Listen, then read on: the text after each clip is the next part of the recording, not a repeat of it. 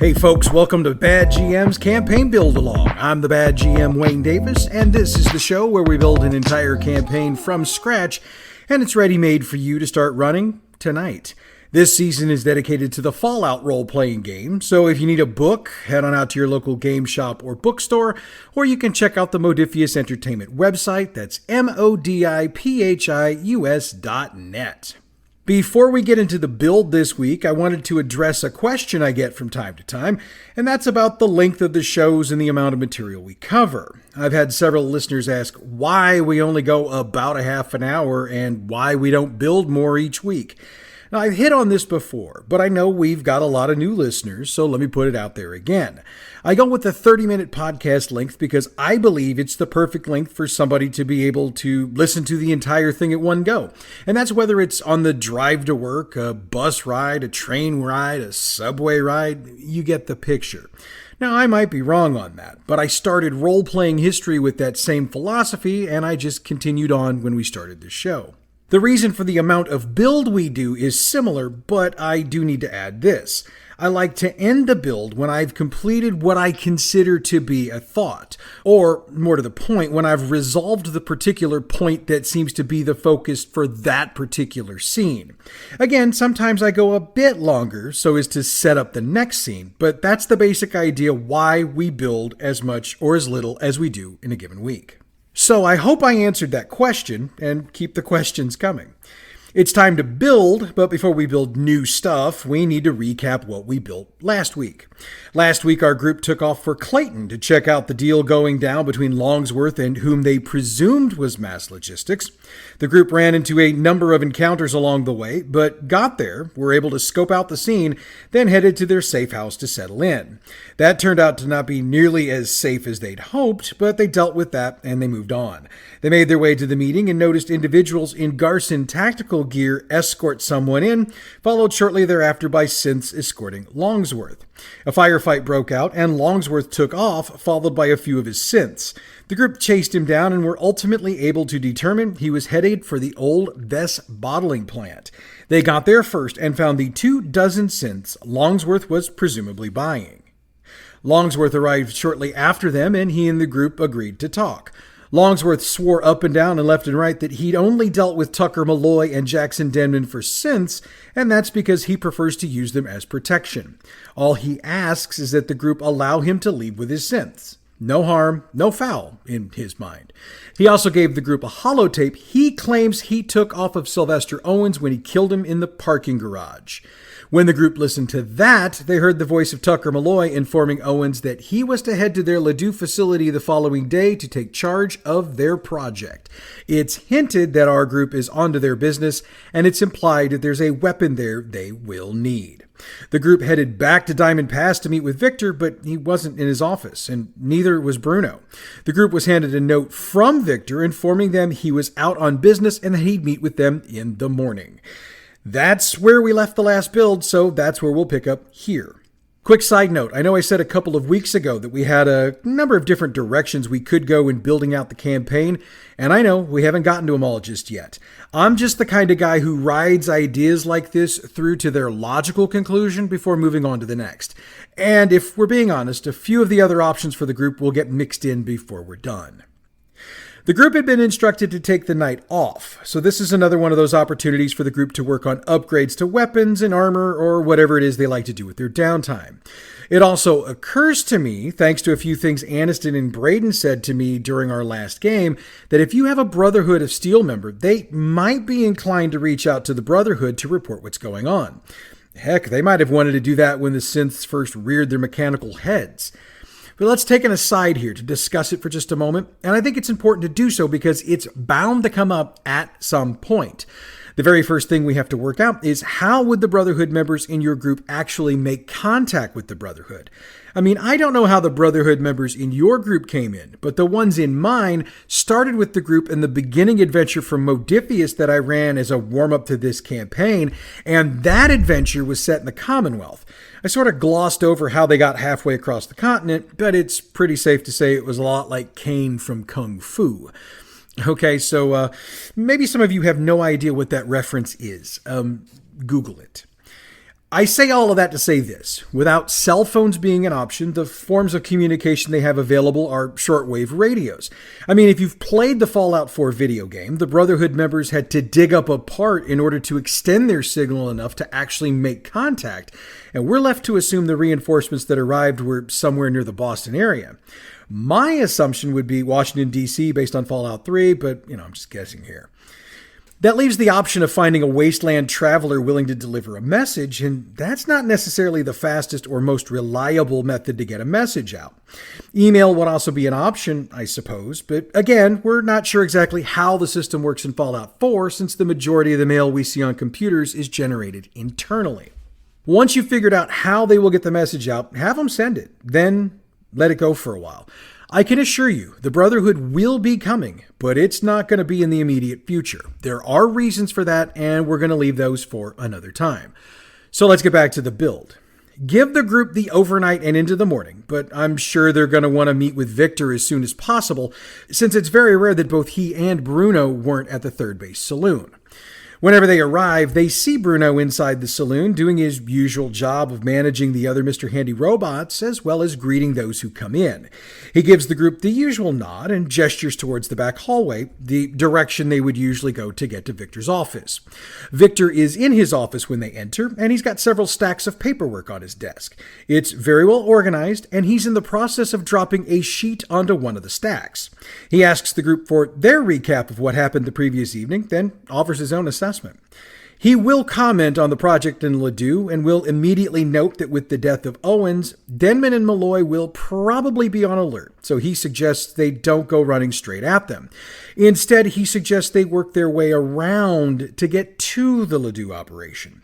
He does acknowledge that whatever weapon they're working on is something that shouldn't be taken lightly, but heading straight for the facility at this point would be, in his words, suicide, especially without the heavy artillery that was stolen from his storage facility. So his thought is that they should follow up on his lead on the company assembling the circuitry for the synths.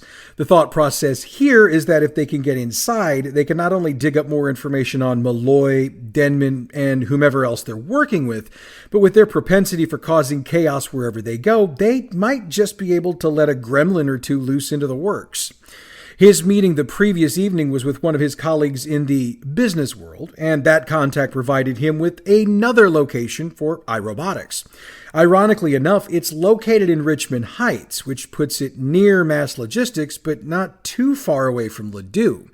So knowing what they know now, it's entirely possible that whatever is being cooked up for the weapon might be coming from that facility.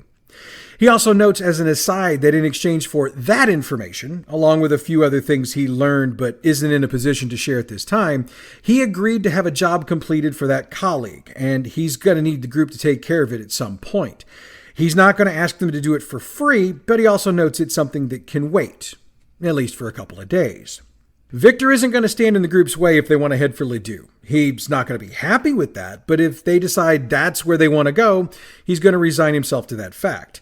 So we've got a couple of options here, and we'll build them both out today. Let's start with the iRobotics option, since it's probably the one the group will choose to go with. The location Victor's colleague gave him is, in the real world, a Catholic church and a 1970s-style two-level strip mall that once held a bowling alley. In this world, the entirety of that section is a one-story factory. There's decent security around the building, as the fencing around it is solid and 10 feet high, with razor wire topping it. Inside the perimeter of the fence, a half a dozen sentry bots roll around, scanning the area for security breaches. The group can note multiple entrances to the facility, as there are at least a pair of doors on each side, so finding a way in isn't going to be the issue. Instead, it's going to be getting past the security to actually get to those entrances. Oh, and if they actually decide on a frontal assault, the stats for those sentry bots is on pages 364 and 365. But let's be honest, by this point the group's been trying to find alternate ways to get into almost any facility. It's going to take a bit of searching, but they'll find a manhole cover in the middle of the old Manchester Boulevard at about the midway point of the facility. It would be a safe assumption that this leads to the old sewer system, and it would also be a safe assumption that it ties into the facility. So, they can pull the cover without much issue, and they can use the old rusted rungs to get all the way down. Now, there aren't any security guards or turrets down here, so for them that's going to be a positive. However, there are going to be multiple creatures for them to take on. But let's start with them figuring out which way to go, because they can head both east and west, and for the record, they're going to need to head west to get to the facility. Try to keep it vague to the group insofar as their direction. If they have a robot or a Pip-Boy, direction won't be an issue. Without those, they're going to have to try to remember the setup above ground so they head the right direction here, since they will have turned at least 90 degrees to head down the ladder. We'll make them earn it. Endurance plus survival, difficulty 1. Success means they got their direction right. Now, I mentioned encounters. There are a lot of them that we can lay out, but since I don't know how much combat you like to run, I'll note the group will have to make it around 1,000 yards to the next ladder, and that leaves plenty of time for them to be attacked. And we can have creatures come from both sides, thanks to the way we've got this laid out. So here's what I'm thinking. 5 or 6 Mirelurks, stats on page 345. Maybe a Mirelurk Hunter along with a few Mirelurks, stats also on page 345. Rad Scorpions are also a logical choice, and I'd toss 2 or 3 at them at a go. Those stats are on page 351. If you're feeling particularly cruel, go with 15 to 20 Rad Roaches coming at them as a mini swarm, and the stats for those are on page 350. Like I said, run as many encounters as you'd like, but run at least 2. They should have to work a bit to get there. Once they've hit the 1,000-yard mark, they find the rungs heading back up. Of course, there's going to be a cover of some sort above, so the strongest in the group should be the one to lead. We're not going to ask for a roll to move the lid, so don't sweat that. But I think I'd make the group sweat it a bit, since they're probably going to be a bit paranoid about all this in the first place. So let's set the scene when they pop the hatch. They come out into a pitch black room. So until light is introduced, they're not going to see squat. Once they can see, they realize they're in a storage room of some sort. And by storage room, I mean storage for the individual parts needed to assemble things. Coils of wire, boxes of gears and screws, materials to assemble circuit panels. You get the picture. Obviously, if the group would like to snag a few things, use your judgment to decide how much stuff they can grab. Of course, the next task is to get a glance out the door to check security. Fortunately, iRobotics never considered the possibility that someone would gain access to this facility through the old sewer, so this door doesn't have an alarm trigger of any sort on it, nor does it have a fancy lock. They'll need to crack it, and when they do, they'll see a 120 by 120 foot room with a number of large tables set up. There are a few lights, but it's more like the mass logistics lights they saw, which means they're more for the overnight than for what would be used during the production day. When they get the chance to check out the tables, they notice they're set up for the assembly of synth parts. They see synth arms in various states of completion at various stations in the room, and they can also find a rack of completed arms lining the far wall. They also note that the wall with the door is made of glass, and they can see out into the wide hallway and across to another glass wall. They also notice the Protectron robots handling security. Overall, there are 24 of these handling the security for the building, and they patrol in pairs. Your call on whether or not the 2 in this immediate area see the group. If they do, let the games begin. If not, the group can make their agility and sneak checks, difficulty 3, to sneak out of the room and out into the hallway.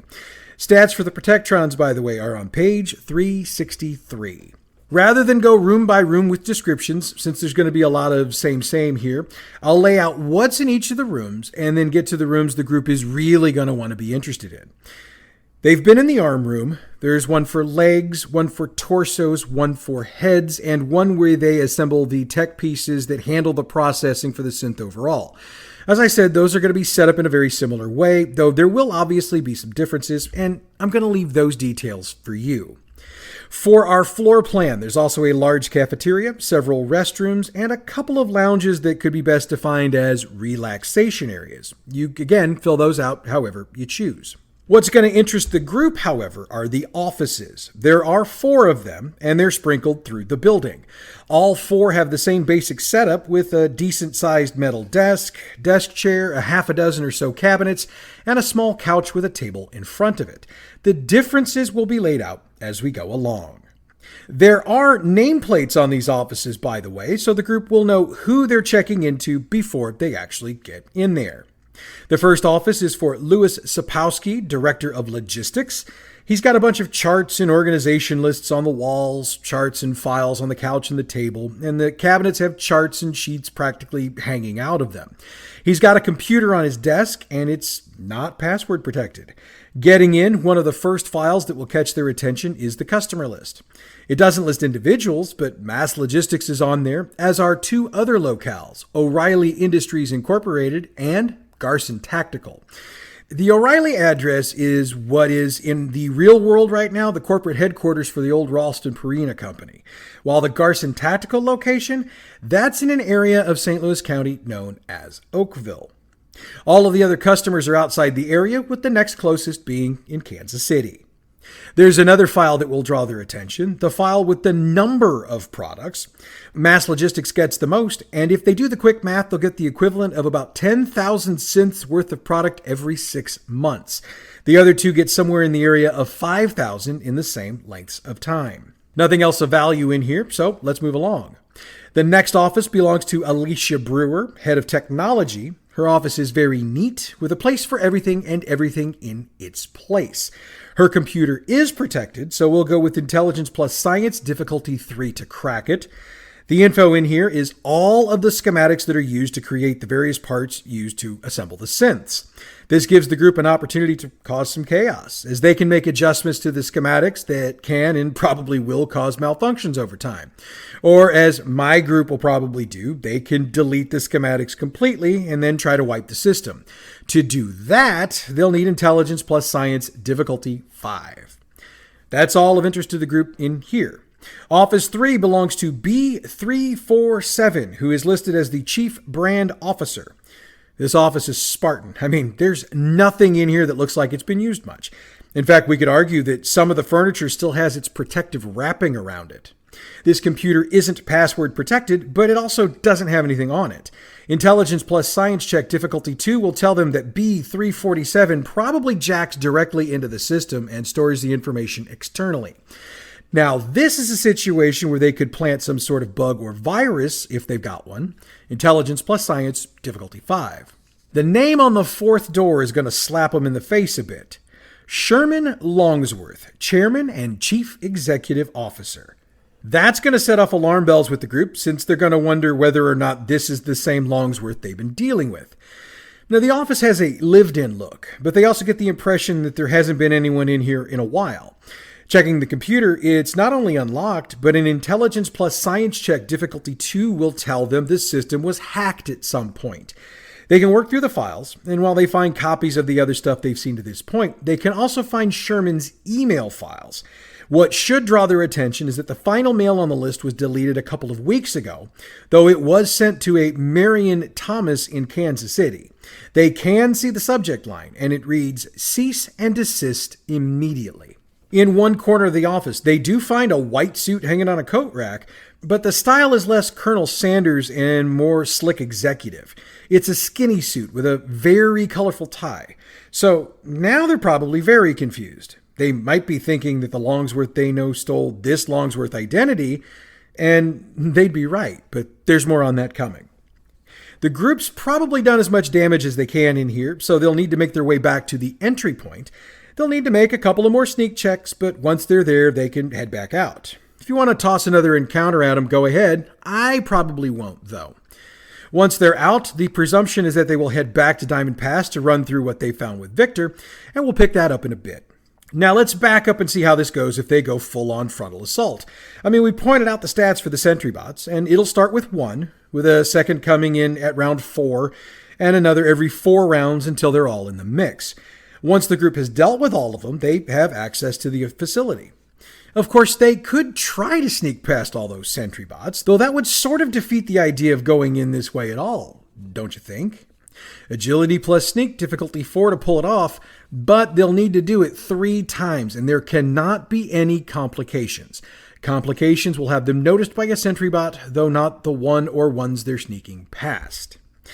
Once they get to the door, they'll need to get through the electronic lock. That's Intelligence plus Science, difficulty 3 to break in.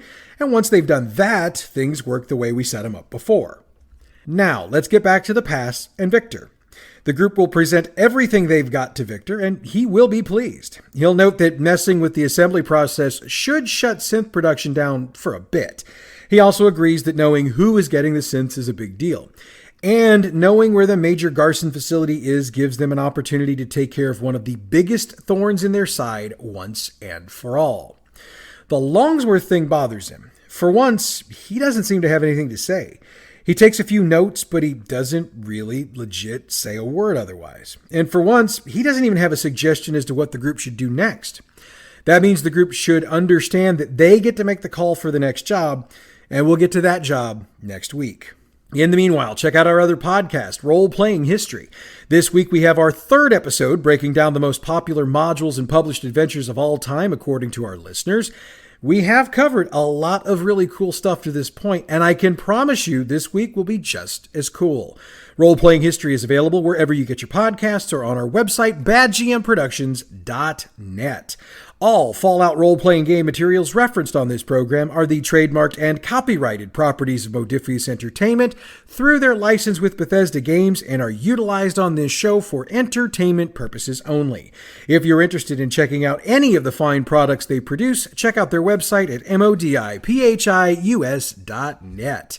The music we use for this show comes from Pixabay.com. Check them out for all your license-free, royalty-free music needs. Bad GM's Campaign Build-Along is a production of Bad GM Productions. Check us out on Facebook at facebook.com/gaming/badgmprod, on Twitter at badgmp, YouTube and Tumblr, Bad GM Productions. You can email us, badgmproductions@gmail.com, and online the website is badgmproductions.net. Next week, our group makes the call for the next step in what we've been calling their vengeance ride. But that's next week. Until then, I'm the Bad GM Wayne Davis, and I'll see you at the game table.